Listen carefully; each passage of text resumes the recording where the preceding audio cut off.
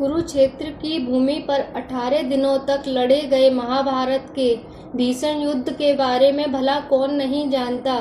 इस युद्ध में सभी रिश्तों की बलि चढ़ गई थी, फिर चाहे वह गुरु शिष्य का रिश्ता हो या भाई भाई का या चाचा भतीजे का।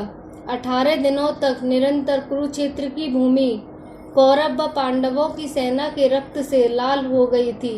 महाभारत का युद्ध समाप्त होने के पश्चात विजय तो अवश्य ही पांडवों की हुई थी, लेकिन तब तक बहुत देर हो चुकी थी, क्योंकि उन्होंने भी बहुत कुछ खो दिया था।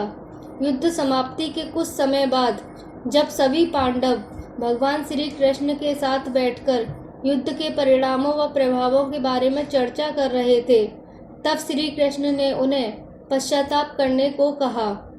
श्री कृष्ण के अनुसार पांडवों के ऊपर ब्रह्म हत्या, गौ हत्या, कुल हत्या, गुरु हत्या इत्यादि कई पाप चढ़ चुके थे। इसके लिए उनका प्रायश्चित करना आवश्यक था। पांडवों ने इसका उपाय पूछा तो श्री कृष्ण ने बताया कि उन्हें इन पापों से मुक्ति केवल भगवान भोलेनाथ ही दे सकते हैं। इसके पश्चात सभी पांडव भगवान श्री कृष्ण की आज्ञा से भगवान शिव से मिलने काशी नगरी की ओर चले गए।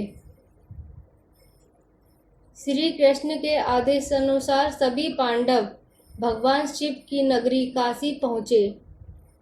हालांकि भगवान शिव को पांडवों के उनसे मिलने आने की सूचना पहले ही मिल चुकी थी, लेकिन वे उनसे मिलना नहीं चाहते थे।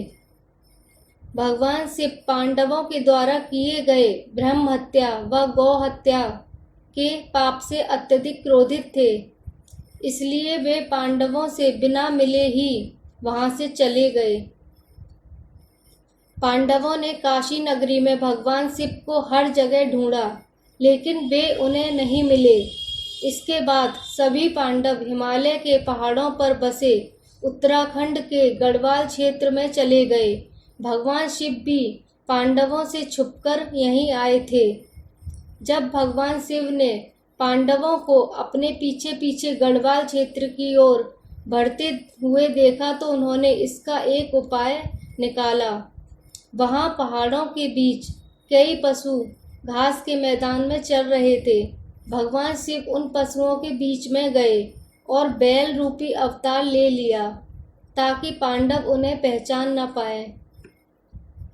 गढ़वाल के पहाड़ों पर भी पांडवों ने भगवान शिव को हर जगह ढूंढा, लेकिन वो उन्हें नहीं मिले।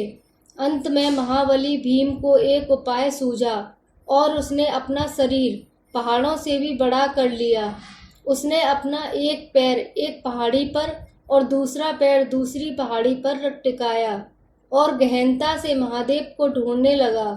भीम के विशालकाय रूप को देख कर पहाड़ों के सभी पशुओं में हलचल पैदा हो गई और वे इधर उधर भागने लगे, लेकिन एक बैल अपनी जगह पर स्थिर खड़ा रहा। उस बैल पर भीम के विशालकाय रूप का कोई प्रभाव नहीं दिखा। यह देखकर भीम समझ गया कि यही बैल महादेव का रूप है, जो बैल का अवतार लेकर हमसे छिप रहे हैं। महादेव को भी पता चल गया कि भीम ने उन्हें पहचान लिया है। यह देखकर वे बैल रूपी अवतार के साथ धरती में समाने लगे। भगवान शिव के बैल अवतार को धरती में समाते देख भीम तेजी से उनकी ओर लपका और बैल की पीठ अपने हाथों से जकड़ ली। भीम के द्वारा बैल की पीठ अपने हाथों में जकड़े जाने के कारण वह वहीं पर रह गई, जबकि बैल के अन्य 4 भाग उत्तराखंड के 4 अन्य स्थलों पर निकले। आज उन्हीं स्थलों पर 4 अन्य केदार हैं। इनमें भगवान शिव के बैल रूपी अवतार का मुख रुद्रनाथ में, भुजाएं तुंगनाथ में, नाभि महेश्वर में व जटाएं कल्पेश्वर में प्रकट हुई थीं। इन्हीं 5 जगहों को सम्मिलित रूप से पंच केदार के नाम से जाना जाता है। भीम के द्वारा भगवान शिव के बैल अवतार की पीठ पकड़े जाने के बाद वह वहीं रह गई थी। जब उन्हें बैल के बाकी 4 अंग 4 अन्य स्थानों पर प्रकट होने का ज्ञान हुआ तब उन्होंने शिव की महिमा को समझ लिया। इसके बाद पांडवों के द्वारा ही इन 5 जगहों पर शिवलिंग की स्थापना कर शिव मंदिरों का निर्माण करवाया गया। इससे भगवान शिव सभी पांडवों से अत्यधिक प्रसन्न हुए और उन्हें सभी पापों से मुक्त कर दिया। हालांकि इसके बाद पांडवों के पोते जन्मेजय ने केदारनाथ मंदिर के निर्माण को और आगे बढ़ाया और यहाँ आम लोगों को पूजा करने की अनुमति प्रदान की। इसलिए केदारनाथ मंदिर के निर्माण में जन्मेजय का भी योगदान था। समय के साथ साथ पांडवों के द्वारा बनाया गया यह मंदिर जर्जर हो गया, वह कई जगह से क्षतिग्रस्त हो गया। फिर जब भारत की भूमि पर आदि शंकराचार्य ने जन्म लिया तब उनके द्वारा संपूर्ण भारत भूमि की पैदल यात्रा की गई व चारों दिशाओं में 4 धाम की स्थापना की गई। तब आदि शंकराचार्य ने ही इस केदारनाथ मंदिर का पुनः निर्माण करवाया था, जिसे आज हम देखते हैं। इसके बाद अपने जीवन के अंतिम समय में आदि शंकराचार्य ने इसी केदारनाथ मंदिर के पास ध्यान लगाया था व समाधि ले ली थी। उनकी समाधि आज भी केदारनाथ मंदिर के पास में ही स्थित है। फिर 10वीं से 13वीं शताब्दी के बीच कई भारतीय राजाओं ने मंदिर का जीर्णोद्धार करवाया था।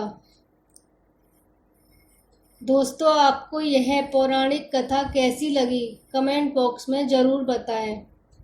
वीडियो को लाइक करें, शेयर करें और हमारे चैनल को सब्सक्राइब करें। धन्यवाद।